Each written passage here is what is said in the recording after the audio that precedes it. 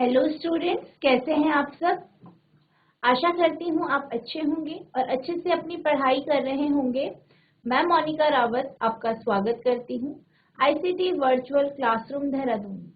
बच्चों, जैसे कि आप जानते हैं, आज हम क्लास 9 का जो आपका चैप्टर है वर्क एंड एनर्जी, उसे कंटिन्यू करेंगे। तो लास्ट लेक्चर में हमने ये देखा था कि साइंटिफिकली यानी वैज्ञानिक तौर पे हम कब ये कह सकते हैं कि किसी बॉडी ने या किसी वस्तु ने काम करा है। फिर हमने वर्क का कॉन्सेप्ट समझा था, उसका फॉर्मूला देखा था और ये देखा था कि जो आपका वर्क होता है यानी काम या कार्य जो होता है वो किस दो फैक्टर पर डिपेंड करता है। उसके बेसिस पे हमने क्वेश्चंस भी सॉल्व किए। अब हम इसी टॉपिक को आगे कंटिन्यू करने जा रहे हैं। यानी हमने पहले एक कंडीशन देखी जिसमें हमने बात करी कि जो आपका वर्क होता है वो बराबर होता है फोर्स इनटू डिस्प्लेसमेंट। अब हम ये देखेंगे कि यहाँ पे जब हमने पिछली बार वर्क के बारे में जब हम पिछली क्लास में पढ़ रहे थे तो हमने ये देखा था कि जिस डायरेक्शन में फोर्स लगाया जा रहा था उसी डायरेक्शन में डिस्प्लेसमेंट हो रहा। पर ऐसी कंडीशन भी हो सकती है कि हम जिस डायरेक्शन में फोर्स लगा रहे हैं यानी जिस दिशा में फोर्स को बल को लगा रहे हैं उसकी विपरीत दिशा में हमें क्या मिले, विस्थापन मिले। तो इसे समझने के लिए हम कुछ एग्जाम्पल्स लेंगे। तो हमारा पहला एग्जाम्पल है ये, आप देख सकते हैं इस फिगर में ये एक लड़की है जो कि टेबल पे रखे हुए एक खिलौने को खींच रही। तो बेसिकली इसने क्या किया, टेबल पे रखे हुए खिलौने को खींचा, यानी इसने फोर्स इस डायरेक्शन में लगा, ठीक है, अपनी तरफ लगाया यानी अपनी ओर इसका फोर्स लगा।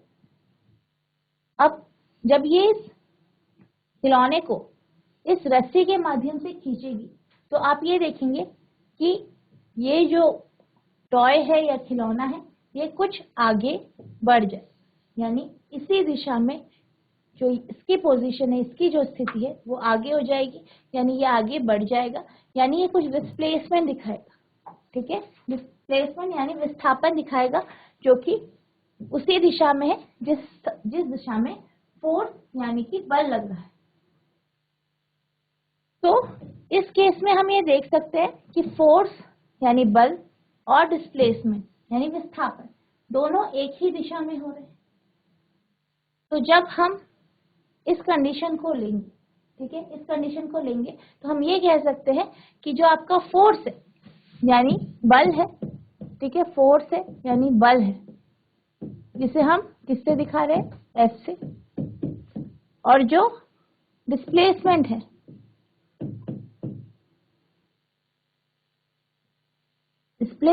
यानी विस्थापन है, जिसे हम एस से दिखा रहे हैं।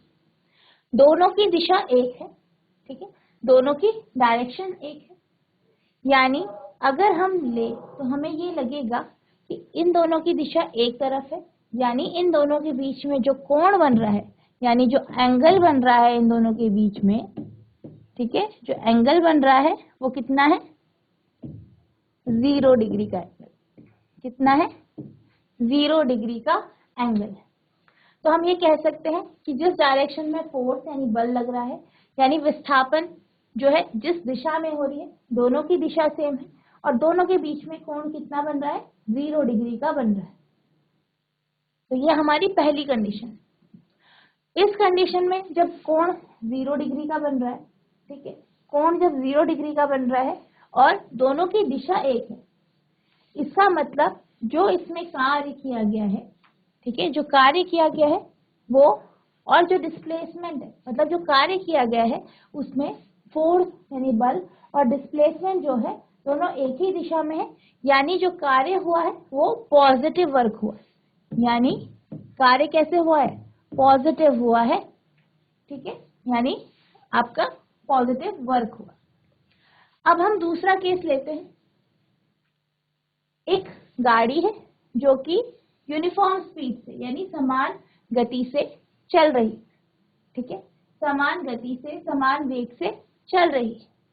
अचानक क्या होता है, एक पॉइंट आता है जहाँ पे उस गाड़ी को रुकना है, तो कोई स्टेशन आता है उस गाड़ी को रुकना है, तो क्या होता है, जो ड्राइवर है वो अचानक से ब्रेक लगा, ड्राइवर क्या करता है, अचानक से ब्रेक लगा, तो जो गाड़ी इधर चल रही थी उस पे ब्रेक लगा, क्या लगा, ब्रेक लगा। तो ब्रेक क्या है, एक तरीके का आपका फोर्स है यानी बल है। ब्रेक क्या है, एक तरीके का फोर्स यानी बल है। तो आपने जो फोर्स है वो लगाया इस ऑब्जेक्ट को रोकने के लिए, तो वो इस दिशा में लगा, यानी विपरीत दिशा में फोर्स लगा। अब जब इस डायरेक्शन में फोर्स लगा, ठीक है, फोर्स इस डायरेक्शन में लगा, आपका जो डिस्प्लेसमेंट है वो किस डायरेक्शन में हुआ, आगे की दिशा। तो हम ये कह सकते हैं कि दोनों दिशा में फोर्स की जो दिशा है और जो डिस्प्लेसमेंट की जो दिशा, डिस्प्लेसमेंट हमारा आगे की तरफ हुआ, दोनों दिशा में क्या हुआ, आप देख सकते हैं दोनों दिशा क्या है, एक दूसरे के विपरीत है यानी ऑपोजिट है, एक दूसरे के क्या है, विपरीत है यानी ऑपोजिट। यानी जो फोर्स है यानी जो बल है और जो ब्रेक के द्वारा बल लगाया गया है और जो डिस्प्लेसमेंट, दोनों विपरीत दिशा में हो रहे हैं। यानी आप कह सकते हैं जब फोर्स इस दिशा में लग रहा है और डिस्प्लेसमेंट, जब फोर्स इस दिशा में लग रहा है, जब फोर्स इस दिशा में लग रहा है और डिस्प्लेसमेंट इस दिशा में हो रहा है, तो आप देख सकते हैं एक स्ट्रेट एंगल बन रहा है यानी एक सीधा कोण बन रहा है।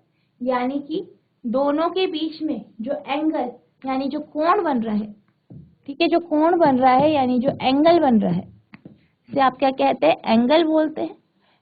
कितने का बन रहा है, 180 डिग्री का कोण बन रहा है। फोर्स यानी बल और जो एस है यानी डिस्प्लेसमेंट, इन दोनों के बीच में 180 डिग्री का कोण बन रहा है।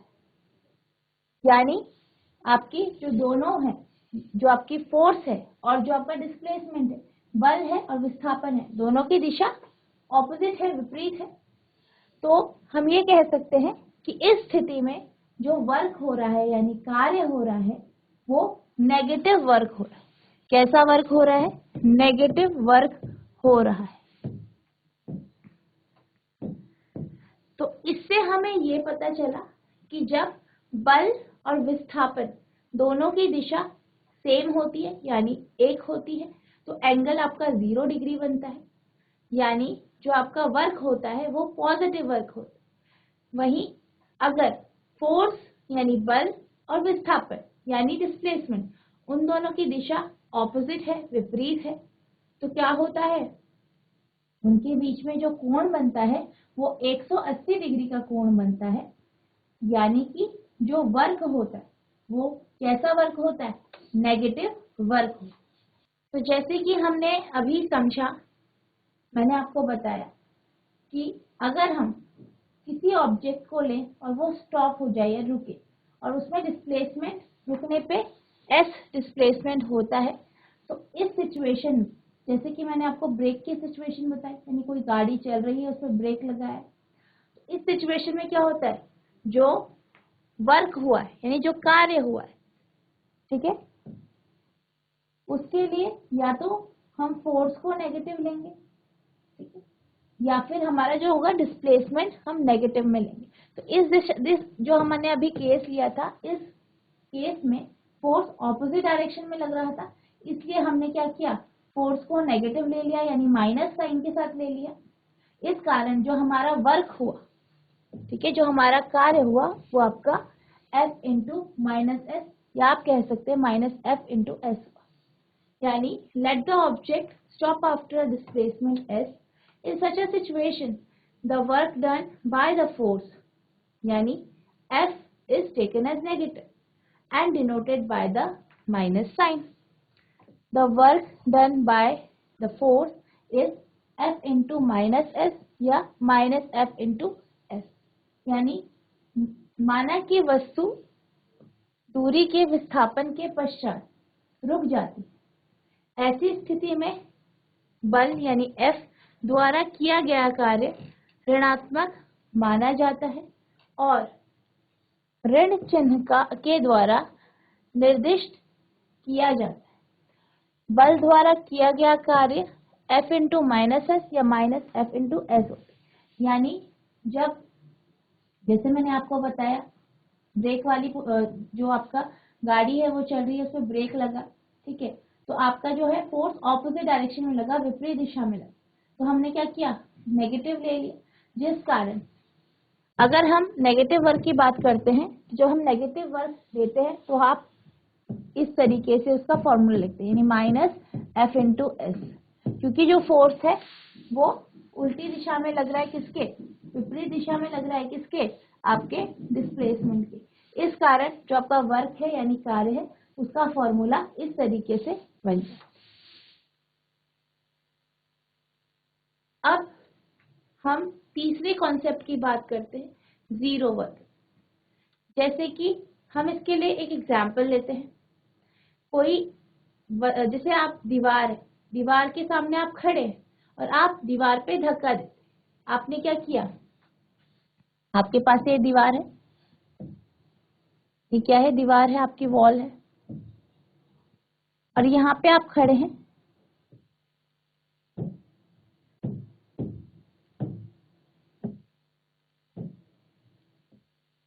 आप यहाँ पे खड़े हैं और इस दीवार पे क्या कर रहे हैं, धक्का दे रहे हैं, और आप जानते हैं आप क्या कर रहे हैं, फोर्स अप्लाई कर रहे हैं, इस डायरेक्शन में आपका फोर्स है, अपने हाथों के जरिए आप फोर्स अप्लाई कर रहे हैं इस दीवार पे, और आप जानते हैं दीवार तो हिली नहीं, यानी जो आपका डिस्प्लेसमेंट है वो हुआ ही नहीं, यानी S की वैल्यू आपकी 0 हो गई।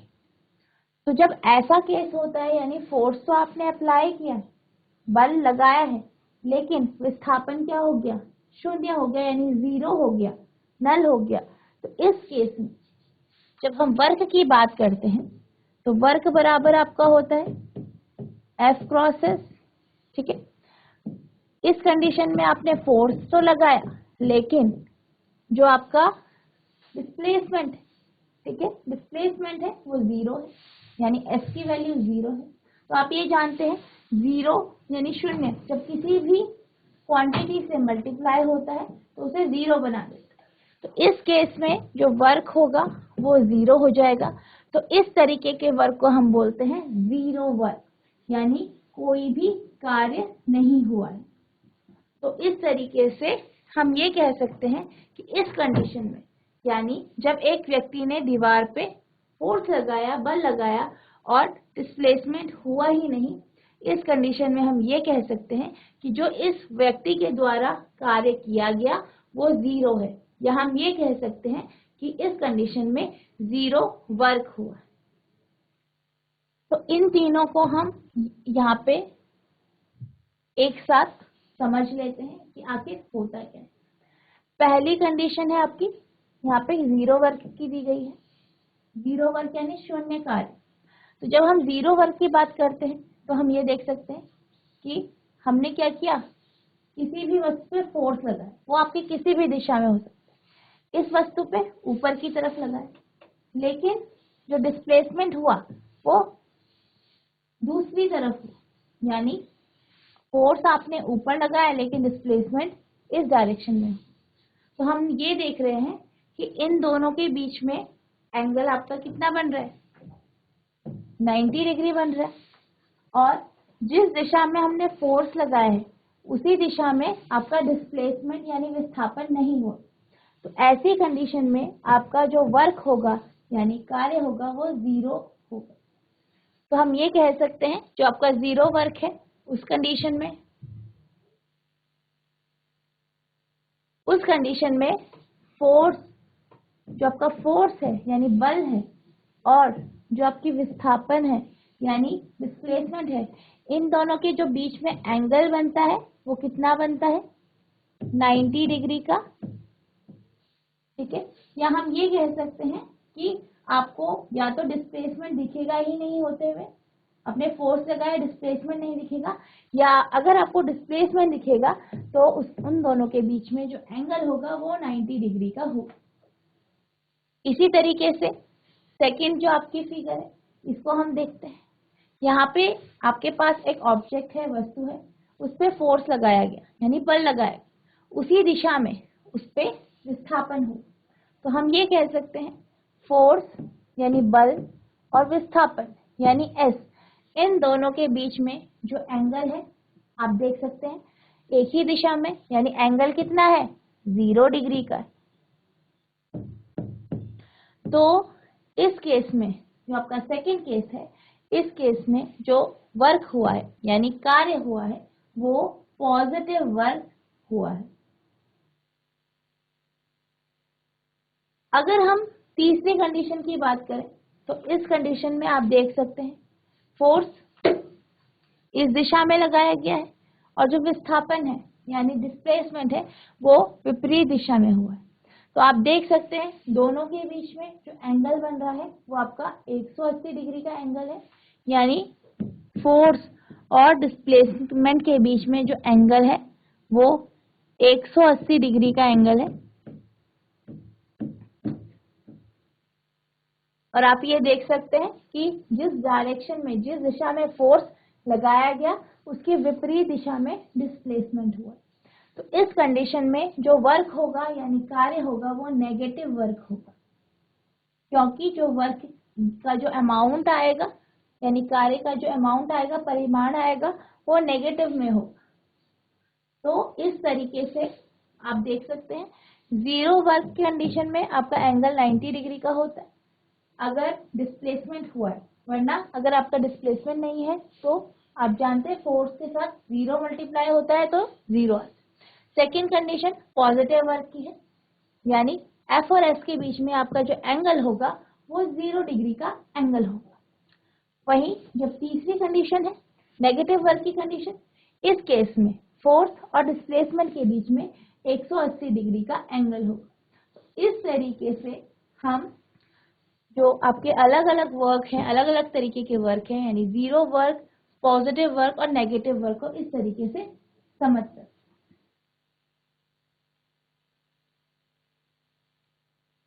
तो जैसे कि हम नेगेटिव वर्क के बारे में बात कर रहे थे, तो जो आपका नेगेटिव वर्क होता है यानी वर्क डन इज नेगेटिव, आपका जो कार्य है वो नेगेटिव होता है यानी ऋणात्मक होता है when the force act opposite to the direction of displacement, जब जो फोर्स है यानी जो बल है वो किसके विपरीत होती है, उसकी डायरेक्शन, उसकी दिशा डिस्प्लेसमेंट के विपरीत होती है, ऑपोजिट डायरेक्शन में।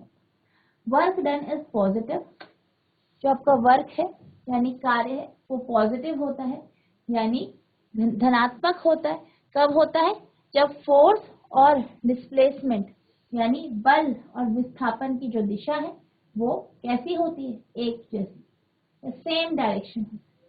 जब बल विस्थापन की दिशा के विपरीत दिशा में लगता है तो किया गया कार्य ऋणात्मक होता है, जबकि बल विस्थापन की दिशा में लगता है तो किया गया कार्य धनात्मक होता है। अब हमने पॉजिटिव वर्क, नेगेटिव वर्क और 0 वर्क के कॉन्सेप्ट्स को समझा और जाना कि किस कंडीशन में एंगल कैसा होता है फोर्स और डिस्प्लेसमेंट के बीच में, और हमने उसके डायरेक्शन को भी समझे कि किस डायरेक्शन में फोर्स और डिस्प्लेसमेंट लग रहा है और किस कंडीशन में हम ये कहेंगे कि 0 वर्क हुआ है, पॉजिटिव वर्क हुआ है या नेगेटिव वर्क हुआ। अब हम उसके बेसिस पे कुछ क्वेश्चंस करेंगे। तो आपका जो पहला क्वेश्चन है वो ये है, a porter lift a luggage of 15 kg from the ground and puts it on his head 1.5 meter above the ground.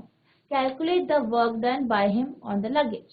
यानी एक कूली 15 किलोग्राम का बोझ धरती से 1.5 मीटर ऊपर उठाकर अपने सिर पर रखता है, उसके द्वारा बोझे पर किया गया कार्य का परिकलन कीजिए। यानी एक कूली है, ठीक है, कोई एक कूली है यहाँ पे, इसने क्या किया, एक बोझा उठाया, एक बोझा था उसे उठाया और अपने सर पे रख दिया, ठीक है। तो इसने जब बोझा उठाया तो इसने फोर्स लगाया, यानी बल लगा, जो कि ऊपर की तरफ लगा, क्योंकि इसने क्या किया, बोझे को उठाया, अपने सर पे रखने के लिए बोझे को उठाया, तो इसने ऊपर की तरफ वर्क किया। अब आपको बोझे का यानी लगेज का आपको क्या दिया गया है, वेट दिया गया है, ठीक है। अब जानते हैं वेट आपको दिया गया है लगेज का, यानी कि आपको बताया गया है कि लगेज का भार कितना। उसके बाद उन्होंने आपको क्या दिया है, दूसरी चीज जो आपको दी गई है वो ये दी गई है कि वो कितना उसने उठाया, यानी डिस्प्लेसमेंट आपको दिया। यानी अगर हम कहें जो बोझा यानी लगेज जो कूली ने उठाया वो उसका फोर्स, उसका वेट है वो उसके फोर्स के बराबर है, यानी जितना फोर्स उसने लगाया वो उसके वेट के बराबर होगा, लगेज के वेट के बराबर होगा।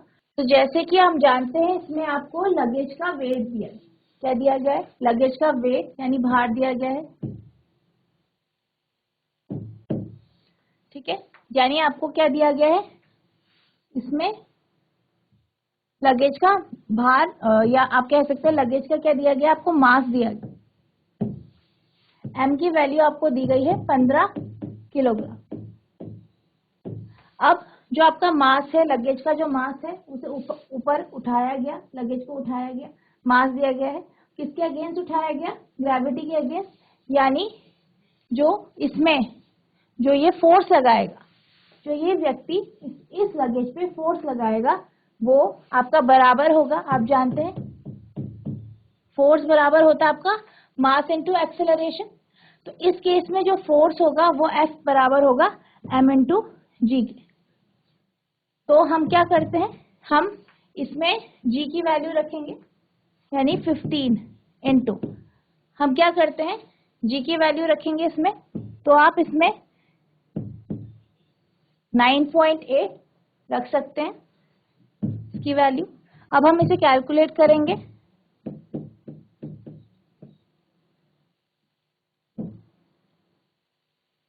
इसमें जो फोर्स आएगा वो 147 न्यूटन का आपका फोर्स है। तो यानी 147 न्यूटन फोर्स के द्वारा इस जो आपका जो कूली है, ये जो पॉटर है, उसने क्या किया, अपना जो लगेज है, ठीक है, जो लगेज है उसका सामान है उसे उठाया। इस तरीके से आप फोर्स की वैल्यू निकाल देंगे। अब हम निकालेंगे वर्क।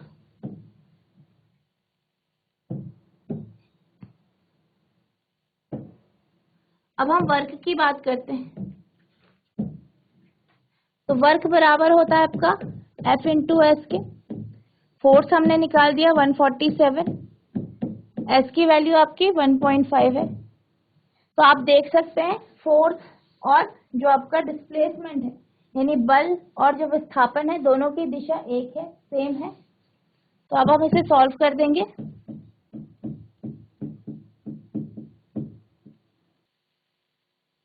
तो इसकी जो वैल्यू आएगी वो आएगी 220.5 जूल।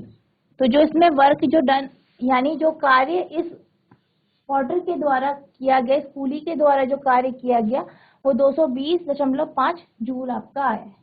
तो इस तरीके से आप इस केस में वर्क निकालेंगे। अब आपका जो नेक्स्ट क्वेश्चन है वो ये है, when do we say that work is done, हम कब कहेंगे कि काम हो गया। तो जैसे कि आप जानते हैं कि जब हमने वर्क पढ़ा यानी कार्य पढ़ा और कार्य के होने के बारे में पढ़ा कि हम किस कंडीशन में कार्य हो सकता है, तो हमने ये देखा था कि जब भी हम फोर्स अप्लाई कर रहे थे, यानी जब भी हम किसी वस्तु पे बल लगा रहे थे और उसके कारण डिस्प्लेसमेंट हो रहा था यानी विस्थापन हो रहा था, तो इस तरीके से जब फोर्स के कारण यानी जो आपका बल है उसके कारण जब विस्थापन हो रहा था, डिस्प्लेसमेंट हो रहा था, तो तब हम ये कह रहे थे कि आपका कार्य हुआ। यानी जो कार्य होता है उसके लिए आपको दो कंडीशन चाहिए, पहला फोर्स अप्लाई होना चाहिए, दूसरा डिस्प्लेसमेंट होना चाहिए। तो जब ये जो दो कंडीशन है ये इन दो कंडीशन के होने पर ही हम कह सकते हैं कि आपका कार्य हुआ। यानी आप इसका जो आंसर लिखेंगे वो ये लिखेंगे, work is completed whenever the given conditions are fulfilled या satisfied। यानी दी गई शर्तें पूरी होने पर काम पूरा होगा। पहली शर्त क्या है? A force act on the body, यानी शरीर पर एक बल कार्य करे। दूसरी कंडीशन क्या है? There a displacement of the body by applying force in और opposite to the direction of force, यानी बल की दिशा में या उसके विपरीत बल लगाने से पिंड का विस्थापन होगा। यानी जब हम फोर्स लगाएंगे तो जो विस्थापन होगा या तो उसकी डायरेक्शन में होगा या उसकी ऑपोजिट या विपरीत दिशा में होगा। और दूसरा आपका क्या है? बल, यानी फोर्स लगाना। पहली कंडीशन फोर्स हो गई, दूसरी कंडीशन आपकी डिस्प्लेसमेंट यानी विस्थापन। तो ये दो ऐसी कंडीशन है जिनके फुलफिल होने पे ही हम ये कह सकते हैं कि कार्य हुआ है। अब आपका जो नेक्स्ट क्वेश्चन है वो ये है, right an expression for the work done when a force is acting on an object in the direction of displacement. यानी आपको एक एक्सप्रेशन लिखना है, ठीक है। आपको क्या लिखना है? एक एक्सप्रेशन लिखना है, यानी व्यंजक लिखना है। क्या का व्यंजक लिखना है?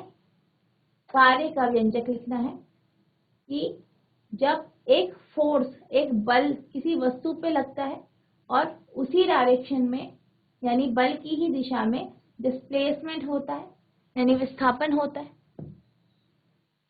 तो इसके लिए आपको एक एक्सप्रेशन लिखना है। इसका जो आप आंसर लिखेंगे वो ये लिखेंगे, when a force F displaces an object through a distance s within the direction of applied force, then the work done यानी W of the body is given by the expression W बराबर F into S। यानी जब एक बल F लगाए गए बल की दिशा के भीतर एक दूरी यानी S के माध्यम से एक पिंड को विस्थापित करता है, तो पिंड में किया गया कार्य यानी W को व्यंजक द्वारा इस तरीके से दिया जाता है। यानी जब किसी भी ऑब्जेक्ट में, किसी बॉडी में, किसी वस्तु पे बल लगाएंगे, S अमाउंट का बल लगाएंगे और उसमें विस्थापन होगा S अमाउंट का, तो उसका जो इक्वेशन है या उसका जो एक्सप्रेशन हम इस तरीके से लिखेंगे, यानी W बराबर F इंटू S। इस तरीके से हम इस जो आपकी ये जो कंडीशन है उसका हम एक्सप्रेशन लिखेंगे।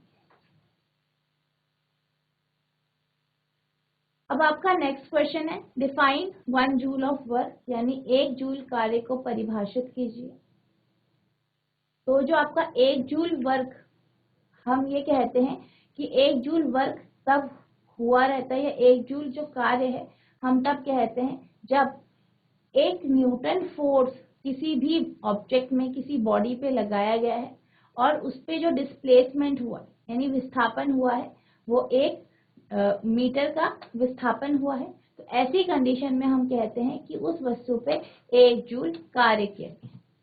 यानी जो इस क्वेश्चन का सोल्यूशन होगा वो ये होगा, 1 joule is the amount of work done on an object when force of 1 Newton displaces it by 1 meter along the line of action of force।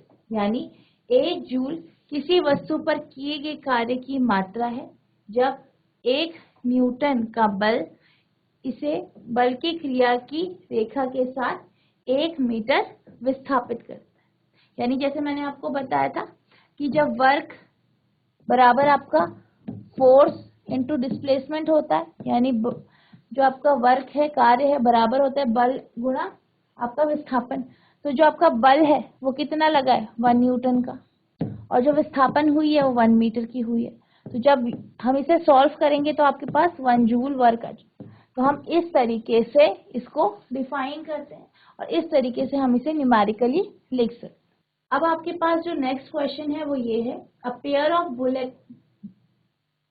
Bullet exerts a force of 140 Newton, यानी जो आपका bullocks है वो क्या करते हैं, 140 Newton का force exert करते हैं, यानी बल लगाते हैं इसमें आपके खुदाई में, ठीक है, हल लगाने में वो 140 न्यूटन का बल लगा। The force being float in 15 metre long, यानी जो आपकी फ्लोइंग हो रही है, यानी जो हल लग रहा है वो 15 मीटर लंबे क्षेत्र या जगह पर लग रहा है, खेत पे लग रहा है। How much work is done in flowing the length of the field, यानी आपसे ये पूछा गया है कि जो खेत है उसकी लंबाई पे हल लगाने में आपका कितना वर्क आपको करना पड़ेगा, यानी कितना कार्य आपको करना पड़ेगा। बैलों की एक जोड़ी एक हल पर 140 न्यूटन का बल लगाती है।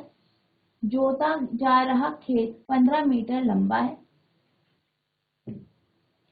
खेत की लंबाई को जोतने में कितना कार्य करना पड़ता है। तो आपसे ये क्वेश्चन पूछा गया है, तो आपको इसका आंसर निकालना है। तो आपको सबसे पहले फोर्स दिया गया है, बल दिया गया है 140 न्यूटन का, और फिर आपको क्या दिया गया है, डिस्प्लेसमेंट दिया गया है, यानी कितना खोदना है।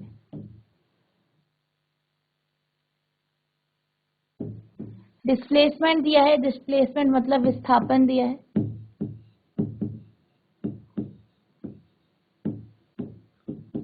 कितना दिया गया है, 15 मीटर का। तो हम ये जानते हैं वर्क होता है बराबर फोर्स इनटू डिस्प्लेसमेंट के। तो आपको अपने फोर्स कितना, जो किसान है, ठीक है, या जो आपके क्या है बैल है, उन्होंने कितना फोर्स लगाया, 140 न्यूटन का फोर्स लगाया। विस्थापन यानी जो आपका डिस्प्लेसमेंट है वो 15 मीटर का था। अब आप इसे सॉल्व करेंगे।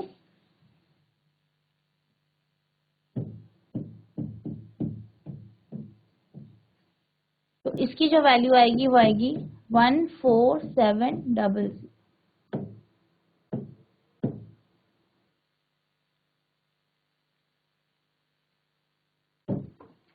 जूल, यानी 14,700 जूल इसका क्या आएगा, वर्क यानी कार्य की वैल्यू।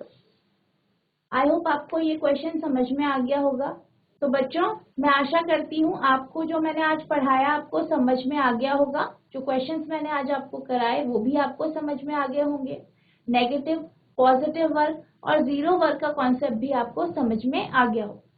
तो बच्चों, आज के लिए बस इतना ही। मिलते हैं आप नेक्स्ट क्लास में। तब तक के लिए thank you and have a nice day.